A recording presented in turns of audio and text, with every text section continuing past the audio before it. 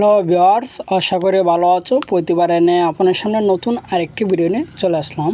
আজ আলোচনা করব আপনারা যারা কলেজে ভর্তি হবেন, ভর্তির সময় কীভাবে ছবি তুলবেন, অর্থাৎ স্কুল ড্রেস পরে ছবি দেবেন না স্কুল ড্রেস ছাড়া ছবি দেবেন।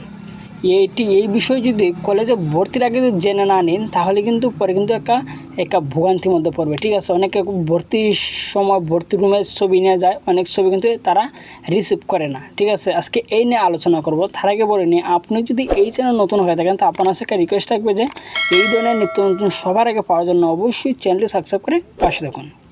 প্রথমত বলি, কলেজের ছবি কীভাবে তুলবেন।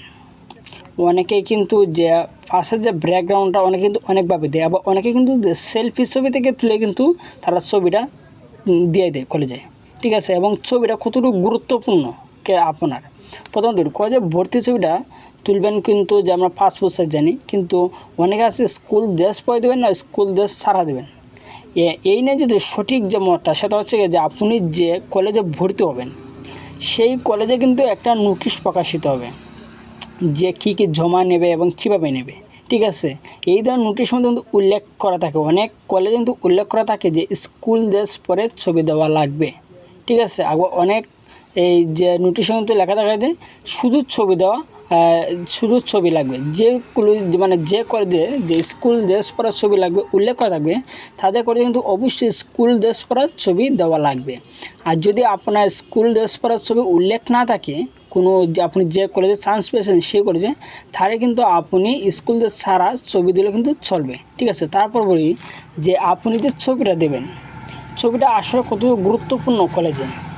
আপনি 2 বছর অধ্যয়নকালে আপনি যে 2 বছর অধ্যয়ন করবেন, এই অধ্যয়নের ভিতরে আপনার যে কোনো দরকারে যে কোনো কাজে যদি ছবি লাগে, তাহলে কিন্তু পরে কিন্তু আপনি ছবিটা কিন্তু চেঞ্জ করতে পারবেন না। ঠিক আছে, এই ছবি থেকেই কিন্তু যে আপনার যে আইডি কার্ড তৈরি করা হবে, সে আইডি কার্ডের ছবি কিন্তু এই ছবি থেকে দেওয়া হবে, এবং আপনি যে রেজিস্ট্রেশন করবেন সেই রেজিস্ট্রেশন ছবি কিন্তু এই থেকে দেওয়া হবে। অর্থাৎ আমি যদি ওভারঅল বলি যে 2 বছর করে যে কোনো কাজের ক্ষেত্রে যদি আপনার ছবি লাগে, আপনার কাছে তারা ছবি কিন্তু পরে নেবে না, কিন্তু যে ছবিটা দেবেন এই ছবিটার থেকে কিন্তু তারা প্রত্যেকটা কাজ করবে।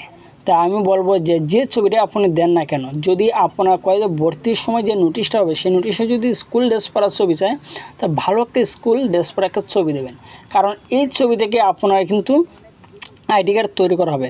এবং অনেক যদি স্কুল ড্রেস ছাড়া ছবি দেওয়া যায়, অর্থাৎ যদি আপনার নোটিশে যদি থাকে যে স্কুল ড্রেস পরা যদি উল্লেখ না থাকে, তাহলে কিন্তু আপনি আনড্রেসের ছবিটা দিতে পারবেন। তার জন্য আনড্রেসের ছবিটা দিলে কিন্তু ভালো একটা ছবি দেবেন, কারণ এই ছবি থেকে কিন্তু পরবর্তীতে প্রত্যেকটা কাজ কিন্তু করা হবে। ঠিক আছে, আজকে এই ছিল আলোচনা। তারপর যদি না বুঝে থাকেন তো অবশ্যই আমার কমেন্ট বক্সে জানাবেন। আর যদি ভিডিওটি ভালো লাগে অবশ্যই লাইক দেবেন। আর আপনার সাথে রিকোয়েস্ট থাকবে যে এই ধরনের নিত্য নতুন ভিডিও পাওয়ার জন্য, সবার আগে পাওয়ার জন্য অবশ্যই চ্যানেলটি সাবস্ক্রাইব করে পাশে থাকবেন।